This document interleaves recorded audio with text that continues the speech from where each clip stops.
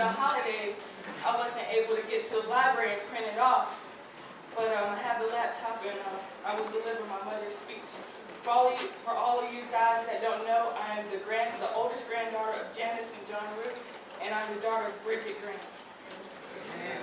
This is a speech from Bridget Green. She's currently in Korea because she's in the military. There are no words. There are no words that can express the hurt and pain that I believe my family shares with me today. What consolation can anyone give to ease this agony that we suffer? I stood before you just weeks ago and lectured on stencils, standing with their eyes to the ceiling.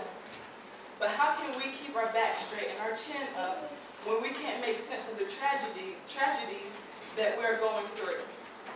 How can I stand here and ask any of you to be strong when not having your wife, your mama, your sister, or your aunt to call on makes you feel so weak? How can I ask you to press on when doing so without her seems so pointless? Well, I can, and I will, and I do. Stand here, chest out and chin up, telling you that yes, you are a stencil. Yes, you will hold your head high. And yes, you will press on. Press through the tears and press through the pain. I can stand here and say so because I share the blood of Velma Marie Stancil McCray, a woman whose passion came from a fire that burned so hot and was buried so deep in the pit of her soul that it turned her very hair on her head red. A woman who, when she was passionate about something, stood up and fought for it. A woman who, when she believed in you, she ignited a fire in you that made you fight to make her proud of you. A woman who could fire up a stove, light up your taste buds, and make you want to fight for seconds and thirds. When my aunt thought that she was right here, there was no changing her mind. And today, there's no changing mine. I say, family shall stand united and we shall fight. All that knew her know that she was what she was most passionate about. First and foremost, in her heart was her family. I can imagine being the 11th child and the 6th girl born to the Stancil clan that she had to first fight for a little more attention. As a daughter, I know that a little girl needs a lot of it. And as a mother, I know that there is not enough time in the day to do it all. Along with the housework, she, as did the rest of her siblings, helped on the family with the tobacco farm, fighting long summer days and tobacco worms. I'm sure this is why she was one of the most self-sufficient, hardworking, and extremely reliable women I've ever met. On this farm, you all built more than tobacco stick houses. You built some of the most wonderful and remarkable relationships between brothers and sisters. I can recall a story of her standing up for her big sister, my mother, on the bus one day, willing to fight for what was hers. No outsider would make her sister cry. She loved you all, and until her last breath, you must honor her memory by fighting to stay strong for each other. It was her sister, Eloise, that introduced her to her soulmate. I remember his Camaro frequently coming over to my grandparents' house as a kid. Anthony and I argued over who was going to get his car. We thought he was. She would require a strong man, a good man, a fighter. Thaddeus McCray would be that man. He drove her down to Dillon, South Carolina and married her first. And then came back to ask my granddaddy.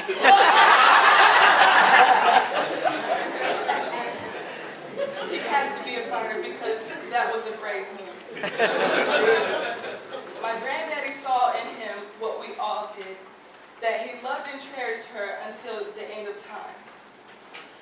So he blessed their union. My uncle stood for 32 years by her side fighting until her last day, allowing no one but God to call her home. Continue to fight, Uncle. She waits for you in heaven. All right.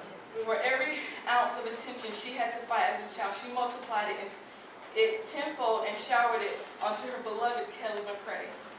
I can see her now, stomping from Grandma's porch back to the backyard to see who had done something to Kelly, just to find out that Kelly's mad at the grass for itching. She literally worked her fingers to the bone to provide the best home, the best clothes, braces, and anything else Kelly could want or need. Pay her back, Kelly. Fight. Continue to be the strong woman that she was so proud of. Continue to take care of your 3 beautiful boys. Hold her memory dear and share her love and teachings with her grandbabies. Remember all she did for you, multiply it tenfold and shower them as she would have. Tyrone, she counted you as a blessing.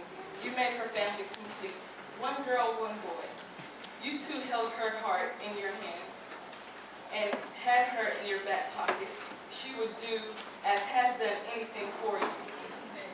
You brought a smile to her face and filled her heart with pride. You blessed her with something she didn't have, a granddaughter. Again, I say raise them as she would have raised them. Never allow them to forget she loved them. Show your son the same love and compassion that she has shown you. Pay her back time. Fight for the life she believes you deserve. Fight for what belongs to you. Fight in the name of her memory for all that she has ever taught you to believe in. Dear God, as I sit in Korea away from those I hold dear, I send you this short prayer from my mouth to your ear. I ask that you don't mistake our hurts as a second guessing, so I searched through the pain and found our family blessing. Pee Wee has blessed us with a spirit to fight. Please tell her we'll do so with all of our might. We understand all that is good you call home to be with you in heaven. It's just been too many stencils in 2011. Please bless our in-laws, our foes, and our friends with healthy lives and love that never ends. We thank you all for allowing her the time she had to touch our hearts. We love her, we'll miss her, and from our thoughts she'll never part. Amen. Amen.